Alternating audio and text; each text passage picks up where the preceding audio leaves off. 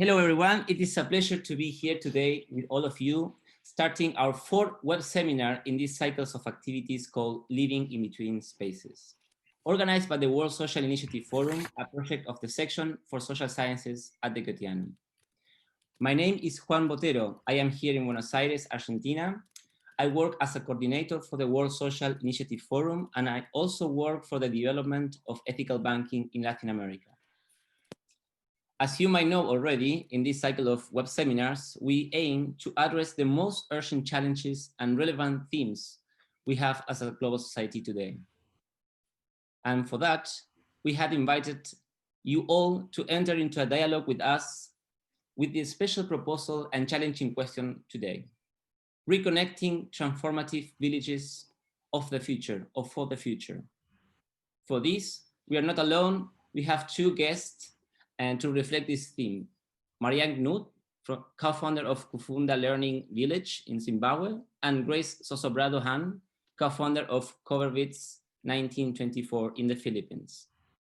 As usual, Jones Lee, project leader of the World Social Initiative Forum, is here with us as well in order to welcome us all and stream us into the theme of the day.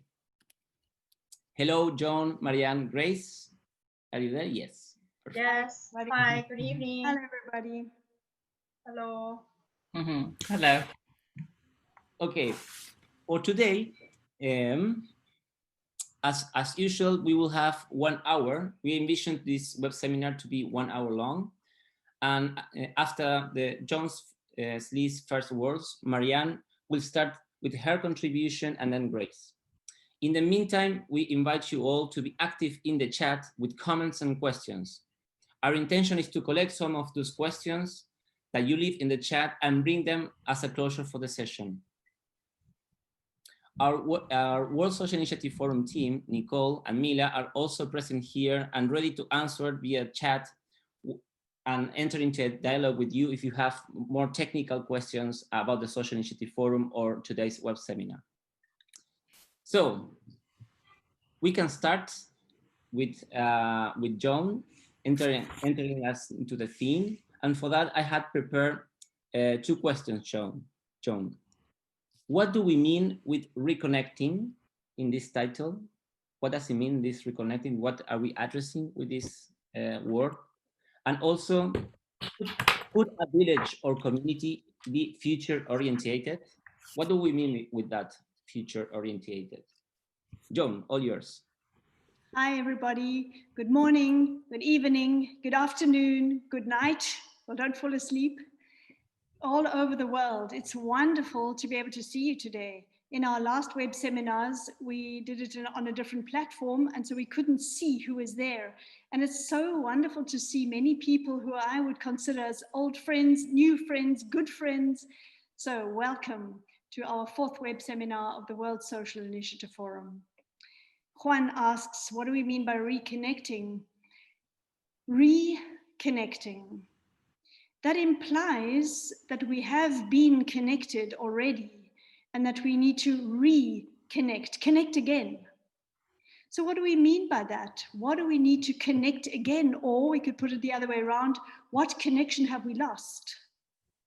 And I think it's particularly poignant to our time today with the crisis that we experience in the world. And it's not only one crisis, it's many different levels of crises.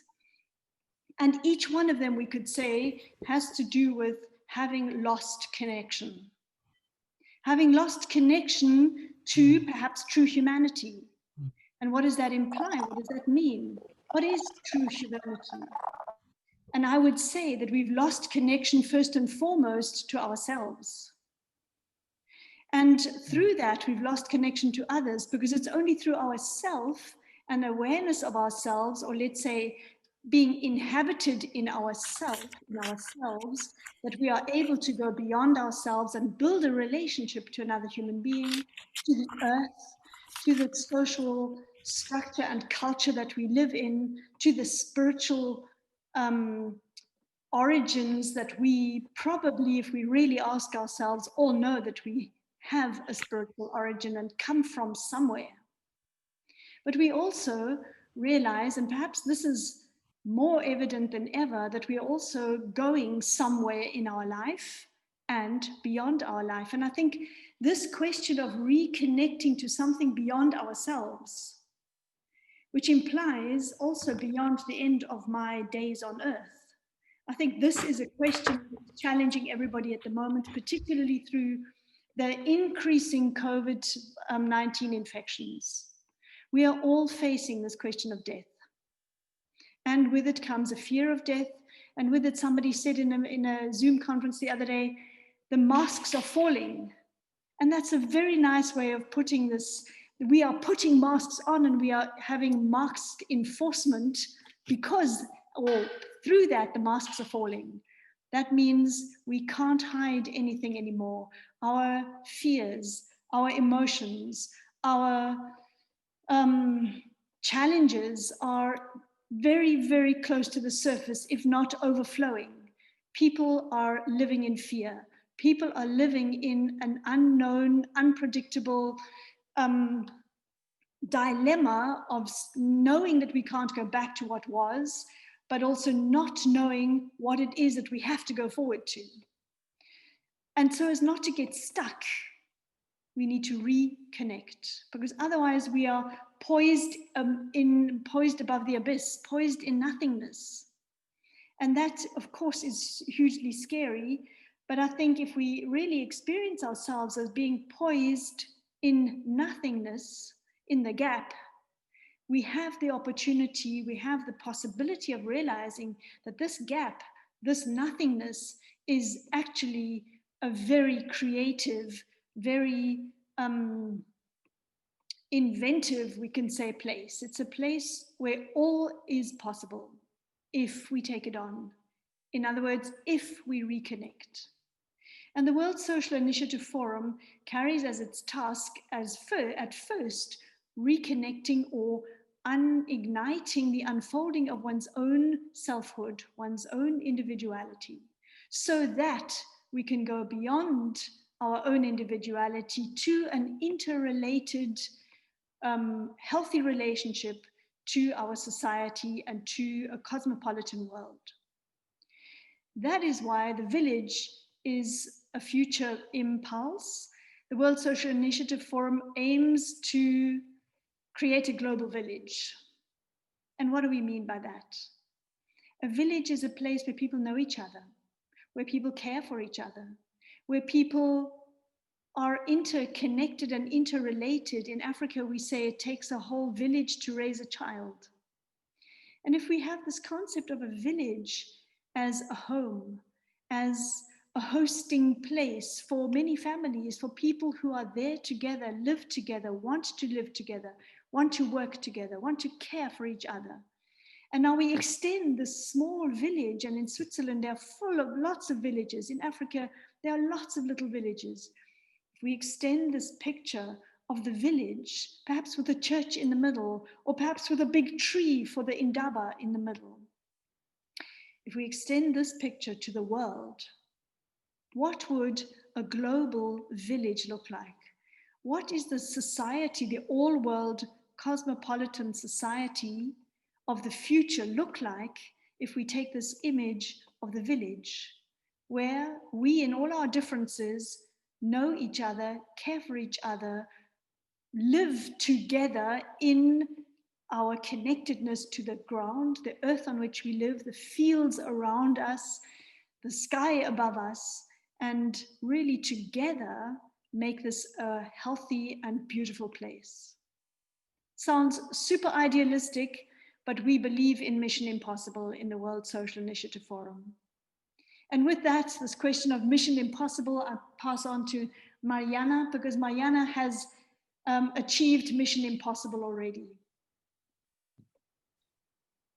Great. I have a short presentation, a short bio of Marianne before you start. Marianne, do you allow me? Yes.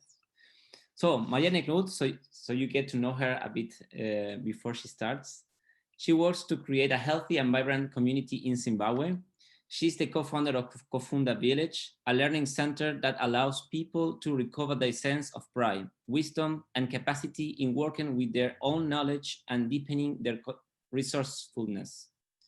The organization's programs reach out particularly to rural Zimbabweans with a focus on children, youth, and community leaders. Kufunda was one of the 6 centers chosen for a study on leadership, concluding that Knuth works is indicative of a new global social movement that is rooted locally, works with existing assets, and enhances opportunities instead of only concentrating on solving immediate problems. Knuth's work extends beyond Kufunda, as she brings her capacity for community building to other parts of Africa, Europe, and North America. Thank you for being here today with us, Marianne. You can unmute. I think you're muted. Yeah. Can you hear me? Perfect. Very good. Thank you, Juan. Thank you, Joan. Yeah, somehow I'm feeling very moved by being here this afternoon and by listening to you speak your vision, Joan, and Mission Impossible. And my sense is that we almost have no choice. If we don't go in that direction, we will be we will be leaving. So I am a woman who originates both in Africa and Europe. I was born in Kenya to a Danish father and a Zimbabwean mother. I grew up in both countries, Denmark and Zimbabwe. And my work here in Zimbabwe at Kufunda comes out of a knowing I have in the potency of the human spirit and the gift that each one of us brings. I have experienced the potentialities that I almost have this sense of each one of us is a potential waiting to be unfurled and opened into my Marianne-ness and into your Juan-ness and into your Joan-ness, and that doesn't matter whether I come from wealth or poverty, whether I come from having been well educated or not. Each one of us comes with our being, and so if we can nurture and nourish that, if we can support each one of us to awaken to that, my sense is that is what the journey is all about. And so when we can do it with our children, all the better, but it's never too late. And so Kufunda for me came out of this lived experience that was deeply painful, living in Denmark, everything I heard about Africa was disaster, lost continent, corruption, a place to be rescued and salvaged. And my experience of the place was through my Zimbabwean family, and not that they're perfect, but I experienced heart and grace and connection to nature and community.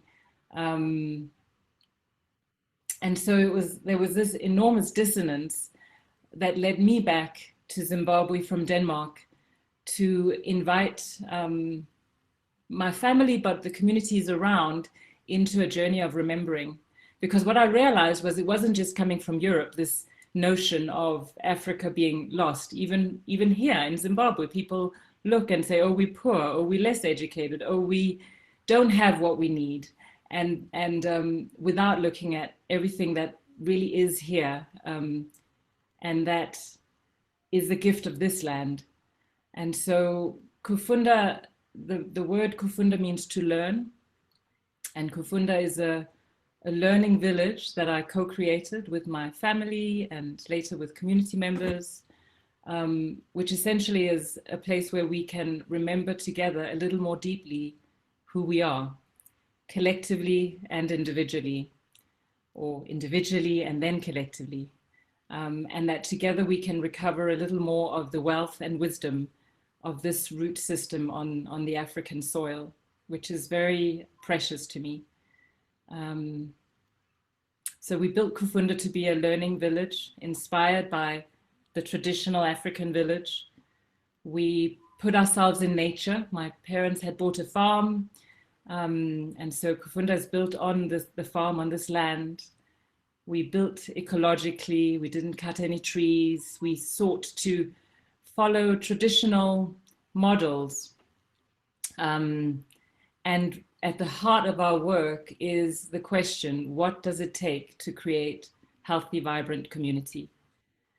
And from the very beginning, we realized that the premise underneath was that, of course, it requires healthy, vibrant people. And that we can't solve the social question, we can't solve any social question without addressing the personal journey. This is, in a study circle, the joy of learning, really. There's an author, Morgenstern, who says that we must each walk alone. The spiritual journey is one that we must take alone. And in the African context, it's very, very common and it's the way that we walk together. We are community. We live and breathe in community. And sometimes at the stifling of the personal, at the stifling of the individual. And so Kufunda is a place that celebrates the community, but seeks to support the evolution and full expression of each person's individuality. We've been around for 20 years and it's been a very long journey. Very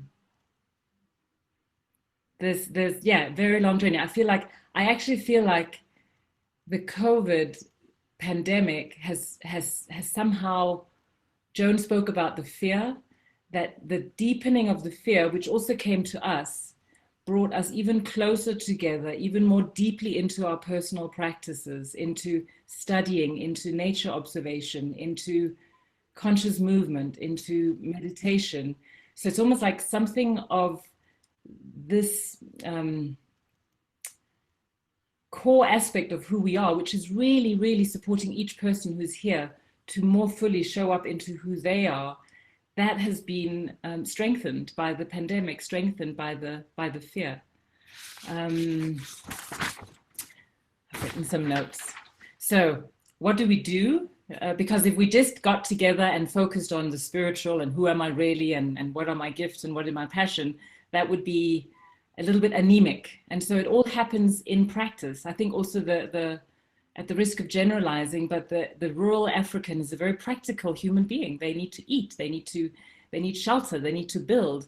And so Kufunda bridges these two. It's how do we build? How do we eat? How do we feed ourselves? How do we do it in a way that's sustainable, in a way that nourishes not only the land, but also ourselves? So these questions are lived and answered at Kufunda with eco-building, with biodynamic farming. We've recently shifted from more of a permaculture approach to a biodynamic approach, which has given us so much. I think biodynamics brings another level of care, another level of presence with the planting calendar and the cycles, with the biodynamic preparations. So we experience that as we go out into the practical, if we come back into the inner, they enrich each other. We realized about 10 years ago, as we were doing programs, wait a minute, let me take a step back. So we're a learning village, learning our way into healthy and sustainable community. And that encompasses everything, working with herbs, growing our food, learning how to be participatory and co-creative in community processes. So we're learning it for ourselves at Kufunda, but we're also sharing it with communities around Zimbabwe, hosting community leadership programs, hosting youth development programs, hosting young women empowerment programs. And again, inner work, outer work, inner work, outer work. And the more we can be in the outer work together, the more we can be in the inner work together. In fact, that is my experience. What we realized about 10 years ago was that many of the young people in Zimbabwe that we worked with, we had to support them in a very strong process of unlearning from the official education system, a system that somehow robbed them of imagination and creativity and even self-worth, a system that was very much about squares and fitting in. And so we started a Waldorf-inspired school. And so the children now are showing us just how much more is possible, as the children are learning in a way that integrates in the same way: head, hands, heart, imagination, care. And I think as parents, we're somewhat astonished by the beauty of their beings and of the power of their longings. And so having the Waldorf School at the center of our community is almost strengthening our desire to keep walking this journey. Joan asked, can the village be a unit for healing? And my sense is absolutely. And in fact, as a village, we are strengthening and supporting each other to be on this journey. So it's almost like, as we as a village have come awake collectively to a bigger purpose, we are supporting each other on a daily basis to stay awake. If the village was sleepy, it wouldn't really work. And we've had moments in our history of Kufunda where we've been very sleepy, and then it's kind of been going through the motions. And I think many communities and many organizations are in that place. But to give that energy and life force to say, let's wake up together, let's remember together who we are, what we can do. Let's keep asking the questions, what more is possible? How do we care for this soil? We live on sandy soil that has been degraded over decades. And so this searching together for how do we feed the soil is not just a practical work, it's a work of heart and soul, and it is igniting something in us. So the village strengthens the ignition of the individual, and the individual strengthens the village. And what I'm learning is that key in all of this is to practice together, not just to work together. In the Waldorf School, every week there's a Council of Teachers meeting, and the meeting always starts, and I think this is the way it is across the world, it always starts with some kind of creative process, eurythmy or painting or something that's creative and then that awakes. Then there's a child study, and then there's a tech study. And then there's, at the very end of this afternoon of meeting, is the organizational. And I see in the world so much that we start with the organizational, we start with the administrative, and then we lose ourselves. And so for me, the practices that keep our spirit awake, that keep us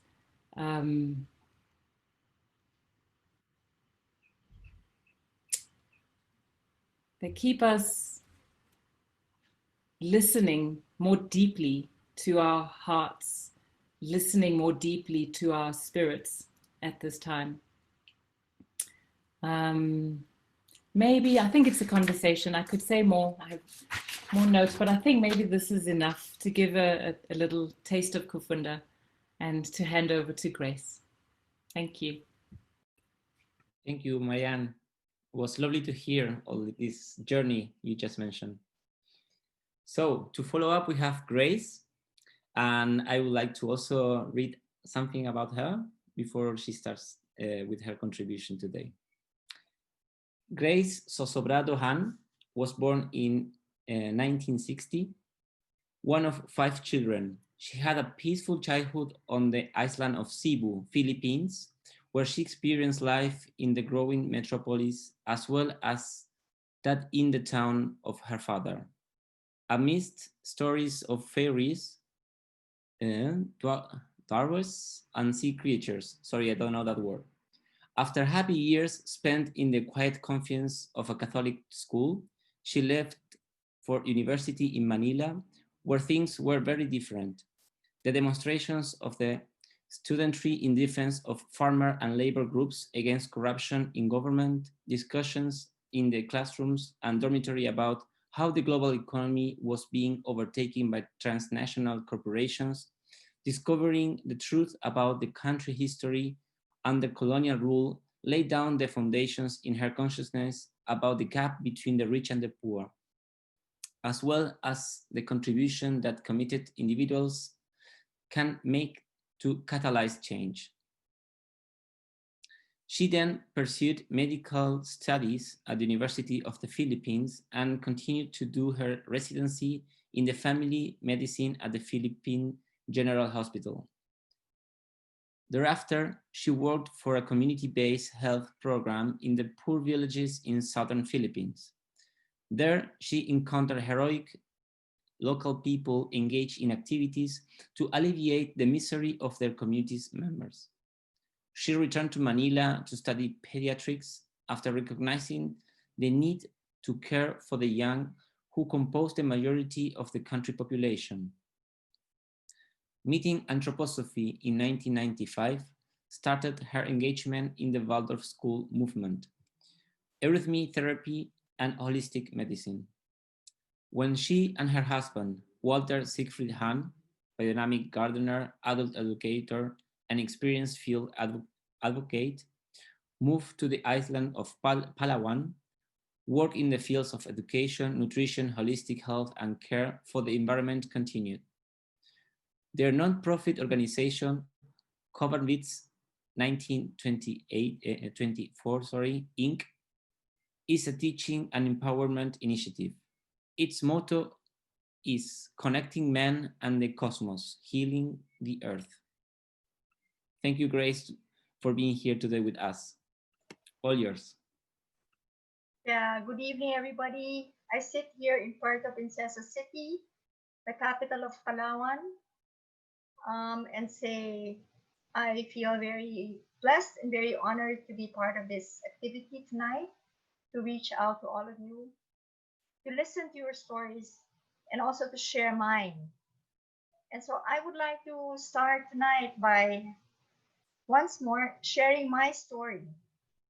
I actually grew up on another island, not where we're now. I grew up in Cebu. Back then, it was a small city and everything seemed to be simple. I could walk from home to school and back home. So it was all very idyllic and in the context of just family and school. And that was it for the first 17 years of my life until I moved to the university, where, as Juan mentioned, there were the demonstrations going on, and where I actually suddenly woke up to the realities of the world.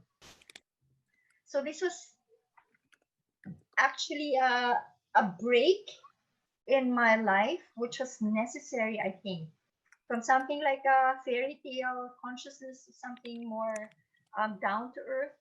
I woke up to the needs of many, many, many people around me and realized that I needed to do something. I felt called to do something. So I had always wanted to become a doctor, and I tried as best as I could to actually hasten this track, and I did become a doctor.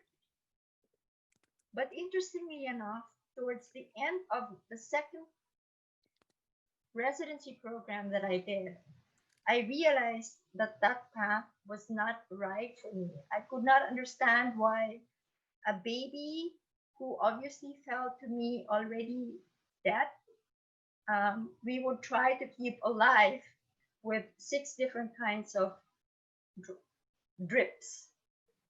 And so there was a desperate need to get out of that system. And I said, enough of medicine. I want to become a doctor. I want to stop becoming a doctor and I want to become a farmer.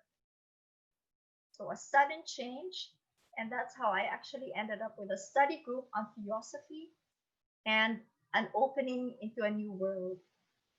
And so I actually came with this entry into anthroposophy of a different perspective into life.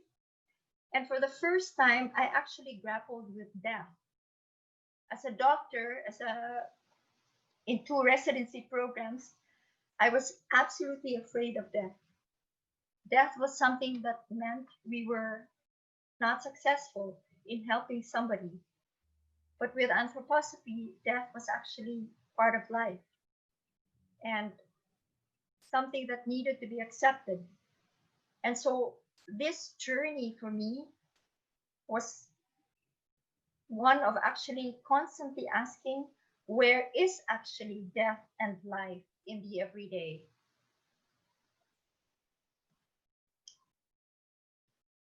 And that was how I actually ended up soon enough in Dorna doing the English medical training. And then I returned to the Philippines to help in the Waldorf School. At that time, the Waldorf School was very young, and I was already a full-fledged doctor.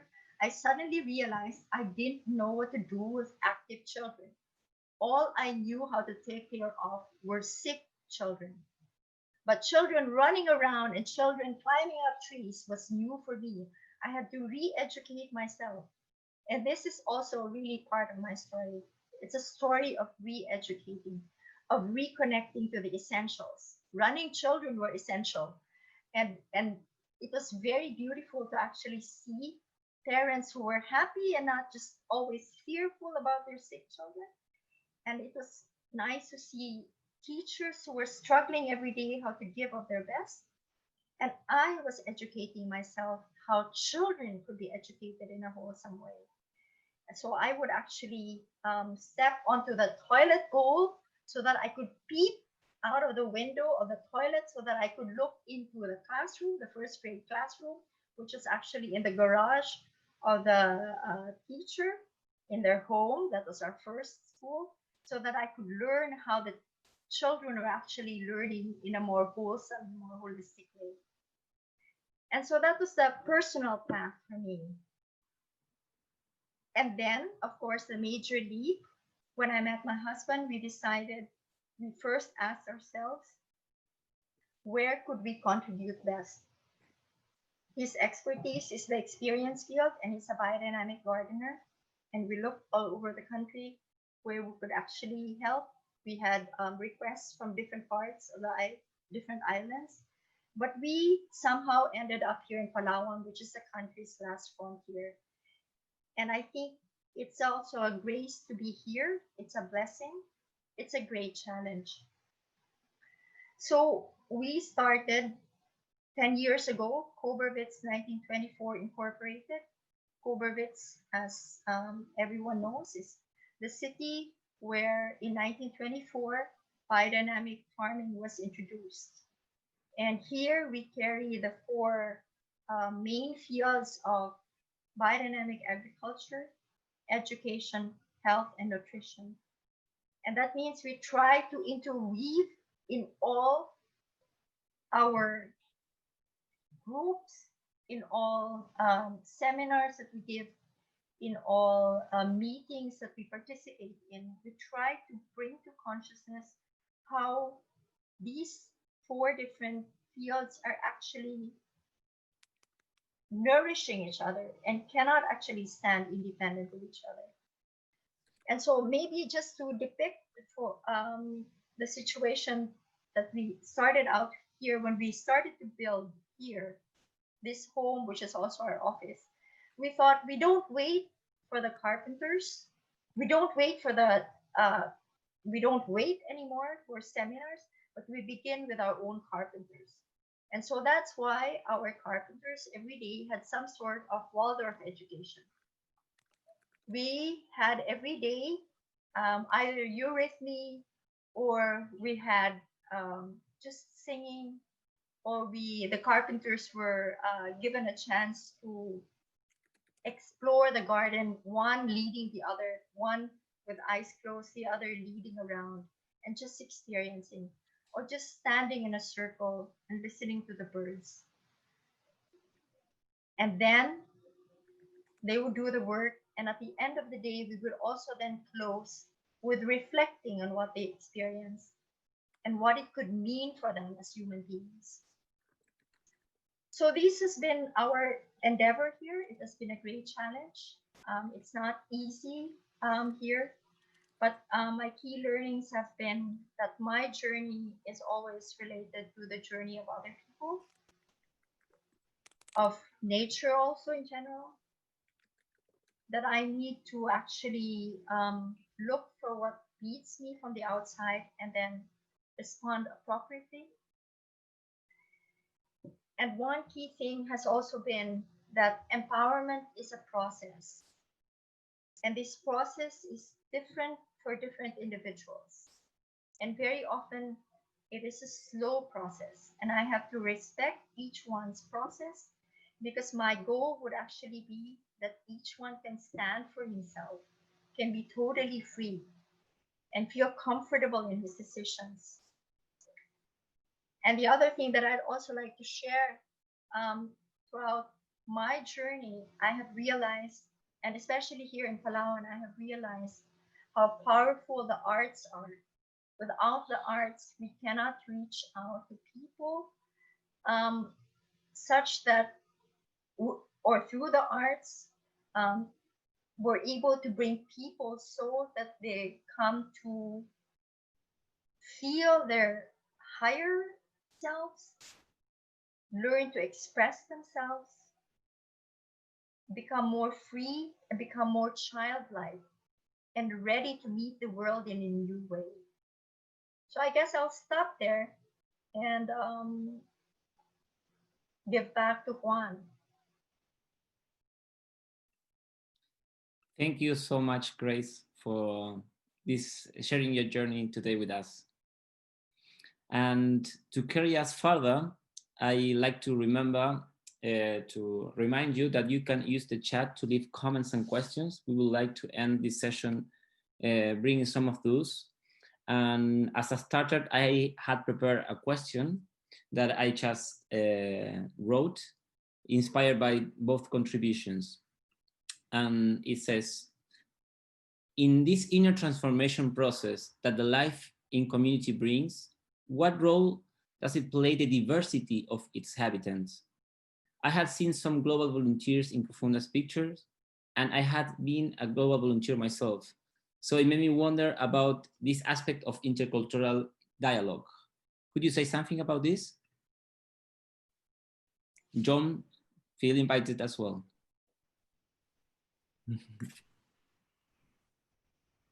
Yes. Well,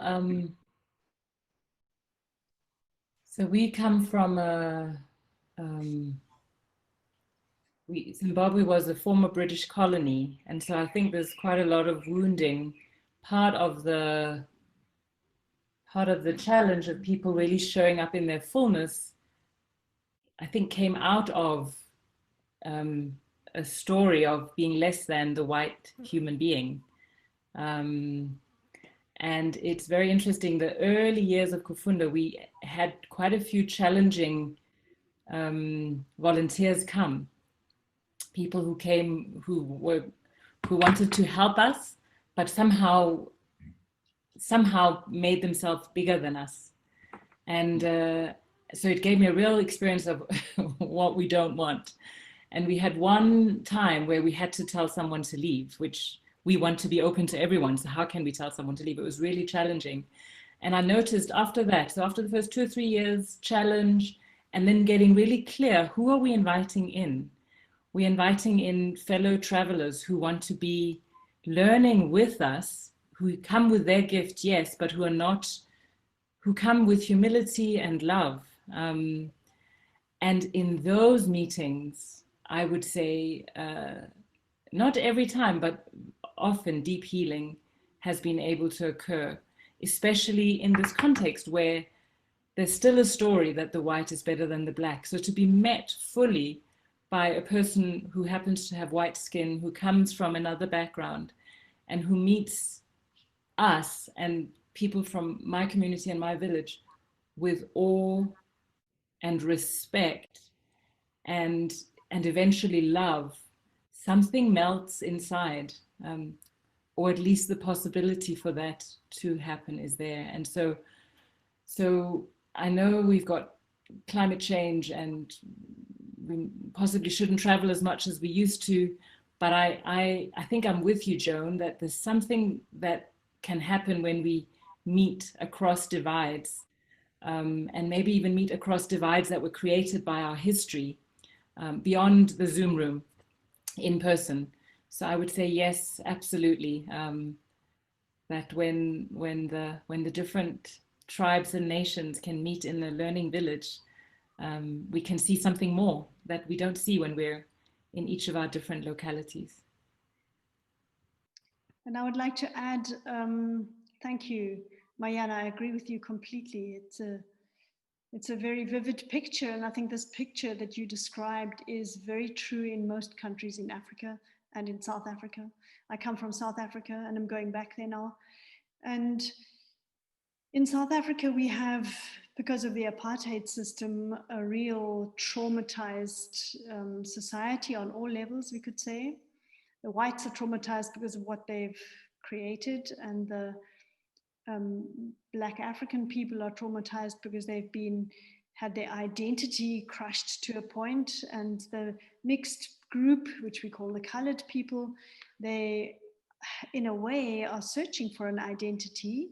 Where is their place? And the Asian people are also sidelined in some way. And how do we build what Nelson Mandela and Desmond Tutu called the Rainbow Nation? How do we build a nation? And I don't mean just now in South Africa, again, I'm meaning globally, where each person is celebrated in their particularity and that we celebrate the differences. And there was a Zimbabwean woman in Cape Town working in one of the centers there who I met a couple of years ago when I was there at a workshop.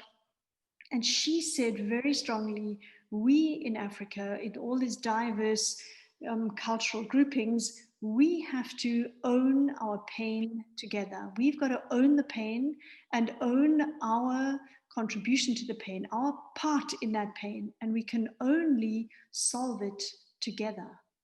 We can only overcome the pain and the woundedness together by all stepping into that. And I thought that was such a wise way of seeing it, a wise picture of it.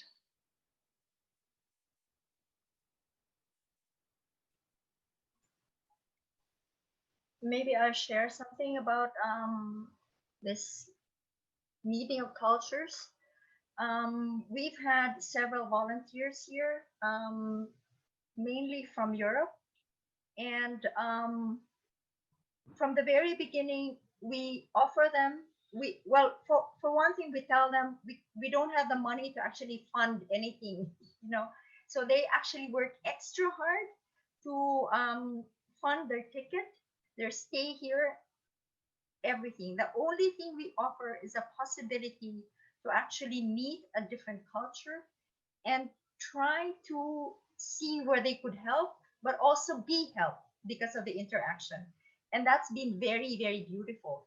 So for example, we have Waldorf graduates who were teaching our carpenters how to play the recorder. And they, of course, our carpenters teaching our young Waldorf volunteers about the garden or about how to work wood. And it has been a wonderful exchange of ideas, also exchange of stories from both sides. And it's really wonderful. Of course, my husband is German, and for him, it's also been a meeting of culture. Yeah, he has over time loved everything Filipino in terms of food, but I think it's also very, very challenging for him to be here. The traffic alone, the way people work, never come on time. It's a learning experience for him, but it's also a learning experience for our people because we try to make them come on time. And but we explain it and tell them when you eventually become a foreman of some project, you're already leading it, then you know how to handle your own people by encouraging them to come on time. So it's a beautiful meeting. Beautiful possibilities come to being when different cultures meet. Thank you, Grace, for those words. And now we have a few questions from the participants here, and I would like to give the chance to Trevor to unmute and ask directly to all of us, which is his question today. Trevor, are you there? Yeah, hello there. Hello, everybody. Yeah, my question really was a slightly leading question. and it comes on the back of the comments that Joan made at the beginning about the village. And the question really, it goes like this: is the village a turning away from what we understand as globalization and the modern world, or is it an expression of a living microorganism that could be emulated all over the world in ever new and different ways? And then the last bit to the question is, or is it both of these? Is it a turning away from something that is abstract and actually not taking us anywhere good? And is it something that is new and progressive at the same time? Sorry, a bit convoluted. Are you asking me to talk to that? Anyone really. Yes, please. I would like to Hello say, from England. hello, Trevor. I would like to say something to that. I don't believe in turning away from anything. Having said that, of course, we have to be discerning. We can't just take on and say yes to everything. But I think turning away from something is, in a way, perhaps the easy way out. But if your house is burning, you step out of it, of course. My sense is that what I try to envisage with this question of the village and the global village is that we step into the current situation, not turn away from it, but recognize the problems and step into the transforming of those. And perhaps it is into small places where people can be together, people who can support each other and can really live together, be together, work together. But what I mean with that is it doesn't mean to be an enclosed village. I don't believe that enclosed villages are the right thing for our time. But I also don't mean that we need to step out of the cities and go somewhere out in the bush and stay in a small little secluded place. What I mean is that I think the attitude, this approach, this understanding, the signature of a village can be anywhere, in the middle of a city center, in a big high-rise building, in a big block of offices. You know, we can have a village with a collegium of 200 people. We can have a village in a school. We can have a village, yes, outside in the semi-desert in Africa. You know what I mean? We can have villages everywhere. I think it's more the signature, the attitude, the quality of village, which can also even be short-lived. It can be just for this time while we are doing this project, let's live as we would in a village, if you know what I mean. So I'm using it as a symbol rather than an actual thing in itself.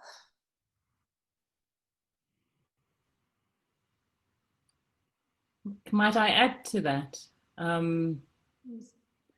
I also have a sense that each person needs to answer that question for themselves. So for me, I had to leave Denmark. I had to leave the city and come back here to Zimbabwe in a rural context. That does not mean that I think everyone needs to do that. Absolutely. And I agree with you, Joan. I think this sense of village, I'm very struck also by, so I live here, and there's so many times that I feel so very Danish. You know, someone is sick, or something's been stolen, or something, or there's a fire burning. Everyone drops whatever they're doing. It doesn't matter what time it is, 3 a.m, whatever, and they go to help.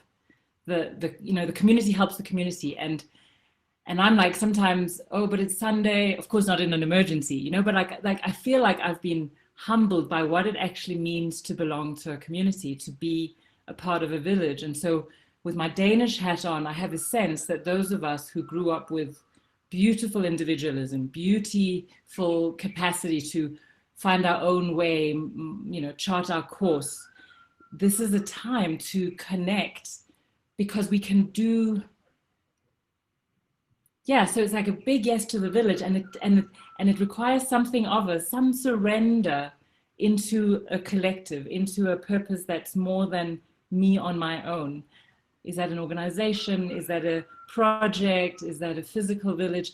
But there's something for me about a threshold where I say yes to a unit, a yes to a collective that I'm just learning at Kufunda. In the beginning, I would be like, oh, I'm doing everything. It's just, and now I'm realizing how enriched I am, how much more is possible here for me in my own life journey because I'm a part of a village. And yeah, using village in the broadest possible sense. So I'm very excited by the possibility of the villagization of the world and of communities, and what we might each find and where we might each belong, and then the reconnecting. Sorry, 2 more pieces and I'll be quiet.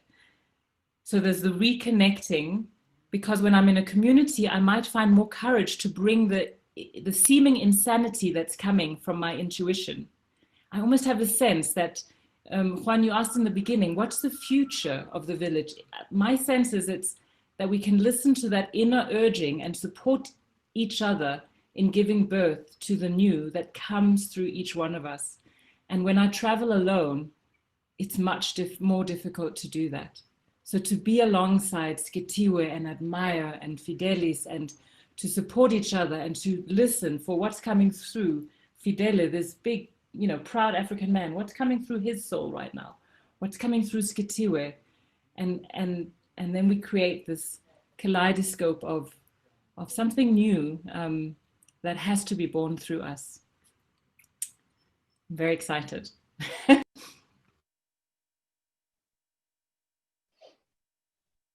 Yeah, I think it's an amazing time now to actually think about village, because the whole world has become one village. In fact, COVID has made us realize we're all affected. We're all in this world together. And I think we really need to help people to understand that we have to think of the other person, the other countries, the other, just my neighbor. My neighbor is my brother has become so real for us in these times. And for us here in Palawan, when we work with the farmers, we realize we have to make this very concrete for them. So this was like a shock for us when we first realized that many of the farmers do not even know where they are in the world. They have never seen a map. They've never seen a globe. So they cannot actually situate themselves. And we have made it part of our seminars to actually start with that, to start with a map and say, okay, we're here in Palawan, it's part of the Philippines, and the Philippines is here in Asia. And we're connected with other initiatives, similar initiatives around the world. And this is where Germany is, and that's how far, that's how we travel when we go to Germany. And when we're there, we talk about what we're doing here in Palawan. Or when we do a project in China, it also has to do with the Waldorf schools there, or people striving to come up with communities. And they know about other initiatives, similar initiatives in other parts of the world. So this is our attempt to make them understand that we're really connected in many, many different ways. And I think that's the reality of the village now. It's really a matter of carrying each other in consciousness. Thank you for this image the three of you just built. I think is a great answer. I hope Trevor is satisfied with the answer. And I know that we are on time, but I like to stretch a bit the time. I will take the chance to give one more question, and then ask to Marianne, Grace, and Joan that maybe we do not extend too long with this, so we can wrap it up soon. And I'd like to give Bart Eddy the chance to say to all of us. Oh, Eddie, I'm muting you. Can you speak there? Yes. Hi, hello, everybody. Hi, Wyatt. How are you?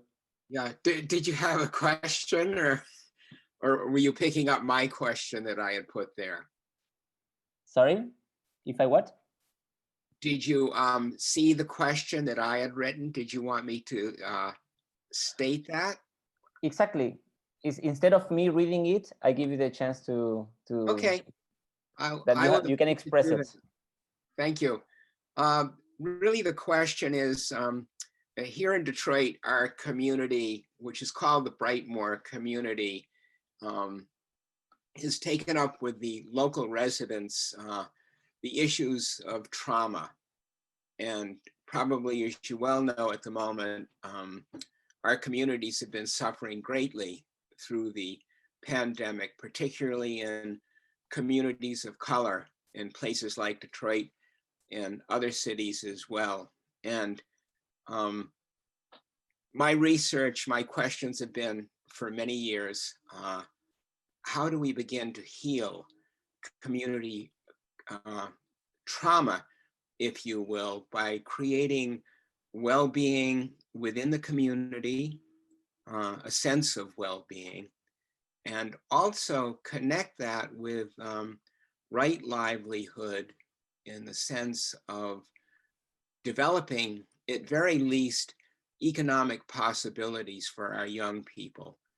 And as just a final part of this question, I've been working for many years now out of a high school in Detroit in a Brightmoor Makerspace, in which we do hands-on work with 14 to 24-year-olds, and much of it is centered around craft work, and we attempt to sell our work, our products back into the community.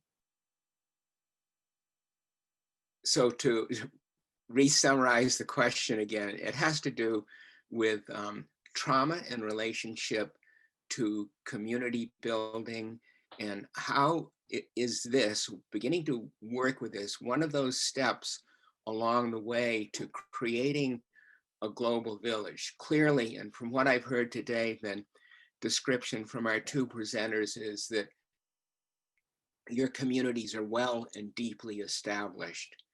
We are sort of kind of on the edge of that, working towards that. And it just doesn't occur overnight.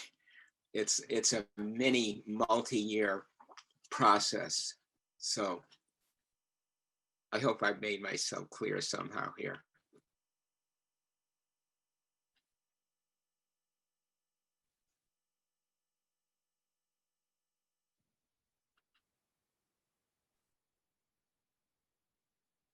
Maybe I can say something to that. Yeah, Juan. Yeah, sure. Please. Okay. I think one will have to really help each one first with his own particular trauma. And I think that's where the arts really comes in. Because only then, with this chance to actually reflect, but also a chance to be able to digest the pain that the person has gone through, is he able to move on. And the moving on is then a unique process for each one. So when each is helped, but then also there's a possibility that they maybe come together in group work, also through the arts, then it's a beautiful processing of pain together. We're working with, although we never really call it as trauma, many of our people are wounded in the way of, just having had no work, or not having had enough to eat, or loss of members of the family from calamities. And all of these will have to be processed somehow. That means one will have to give time for this, even though, like in our case, they're carpenters, they're supposed to be working, but we realize that it is of necessity for them if we're supposed to be in this path of empowerment. So each one is given a chance to actually really be helped on an individual level, but then in the group work together, when each is given the chance to also stand alone as an individual and be respected and be recognized, then that's a very important part in the healing process.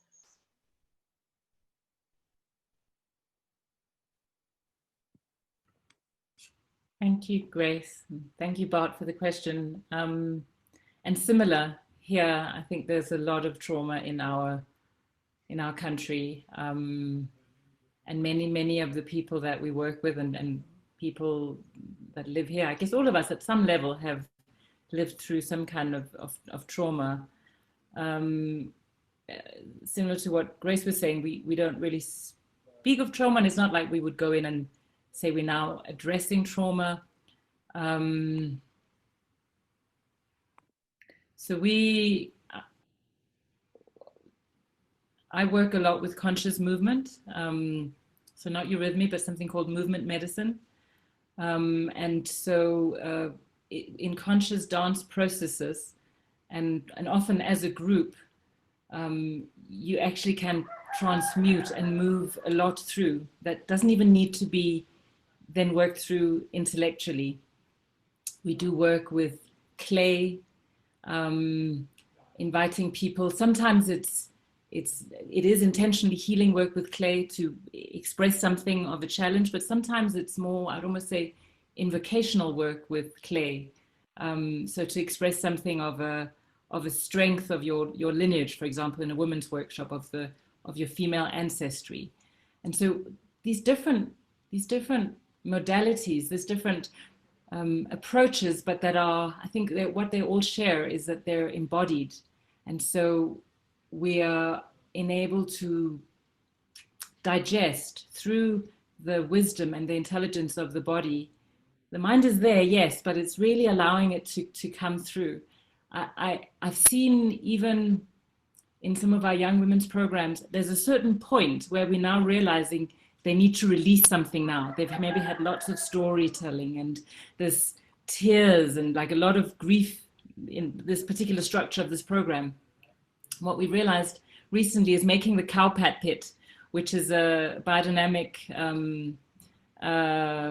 way of working with the manure, and where you literally have to massage the manure for 20 minutes, and you can use shovels. I think I've seen pictures from Europe where they do it very much with equipment, but we like get onto the cow poo and we dance on it, or we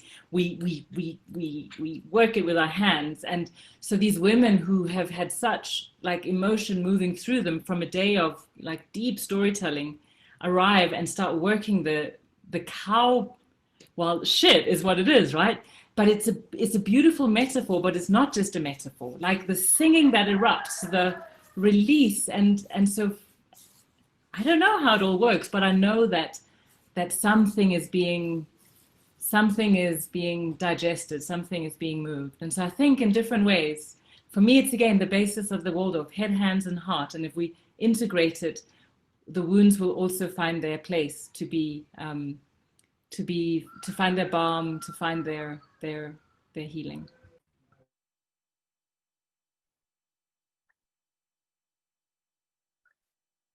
Thank you, Grace. Thank you, Marianne. Now we are really on time, and I know I also received some questions via chat, via private, but we do not have more time to go through all of them.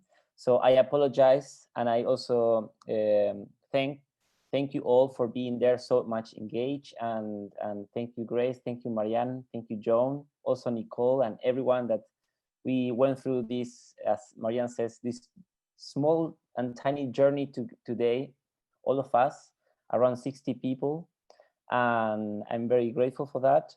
And as a closure, I always like to give the chance to the guest, if they like to leave one comment, one sentence, one statement, one idea, one reflection, one message, whatever they want, as a closure. So I like to do the same today. And with those last words, we close the session today. You can choose who can start first. Marianne, Grace, or Joan? Oh. I'll go last. Let's have Marianne or Grace. Somehow I was thinking it was the participants. I was like, I wonder how we're going to do that with 60 people. Okay, so it's us. So just give me a moment. Grace, you'd like to start? I would like to start with a poem, or end with a poem. Mm-hmm. And it's about the human being. And I think this is the center of all our work. This is the center of the whole of anthroposophy. It has to do with the human being at the center of everything, of the whole of development at the center of globalization. In the heart, the loom of feeling. In the head, the light of thinking. In the limbs, the strength of will. Weaving of radiant light. Strength in the weaving.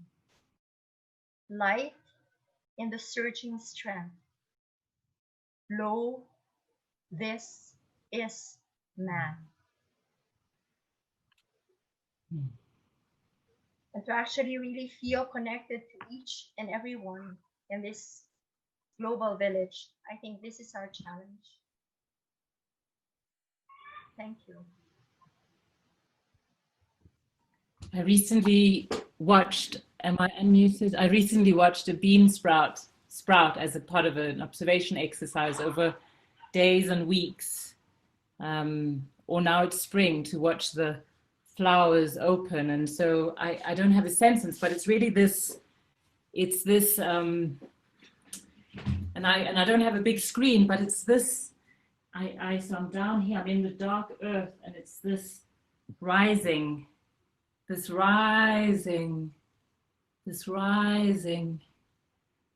And then I almost imagine you all as little suns on me, and the sun of my community and my village allows me to rise a little more.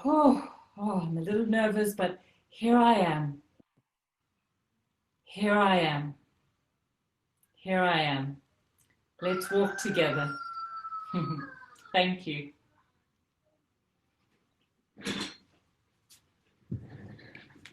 So my last words, you can't top that, what you've just heard.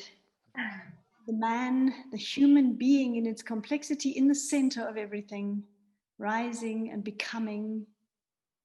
A little nervous, but rising and becoming.